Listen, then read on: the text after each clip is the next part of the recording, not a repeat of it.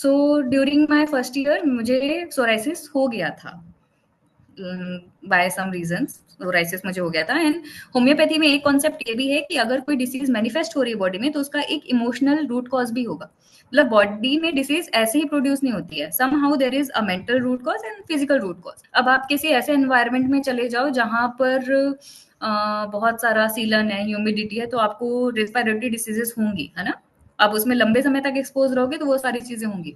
लेकिन समहाउ आपने अपने इमोशंस को भी उस हिसाब से स्टॉक कर लिया अपने अंदर, तो वो भी कहीं ना कहीं अपना मैनिफेस्टेशन दिखाएगा ना। इन सारी चीजों को पहचानना एक डॉक्टर की रिस्पॉन्सिबिलिटी बनती है। होम्योपैथी फिर ये भी देखता है कि अगर सही एनवायरनमेंट में भी ये इंसान अस्थमा के अटैक से परेशान हो रहा है, तो कहीं ऐसा तो नहीं इसके पेरेंट्स को भी ये हिस्ट्री मोमेंट में सांस नहीं ले पा रहा है, इमोशनली वो उस मोमेंट में स्टॉप हो गया है, लेकिन वो उसे रिकॉग्नाइज नहीं कर पा रहा है। तो हम उसकी केस हिस्ट्री वाइडली लेते हैं कि भाई क्या हुआ था, कोई ऐसा मोमेंट याद है क्या जहां आपको लगा हो कि आप फंस गए हो वहां पर और वहां से निकल नहीं पा रहे हो। तो बहुत सारे मोमेंट्स में हमको पता चलता है कि पेशेंट उस मीटिंग में तो नहीं बताता है, उस कंसल्टेशन में नहीं बताता है, बट बाद में वो ओपन अप होता है कि there was a moment in my life जब मुझे लगा था, मैं छोटा था, तो मैं मेरे पेरेंट्स ने मेरे साथ ऐसा बिहेव किया था, ऐसे कारण में वहां डर गया था, उसके बाद से मुझे अटैक्स आने शुरू हो गए।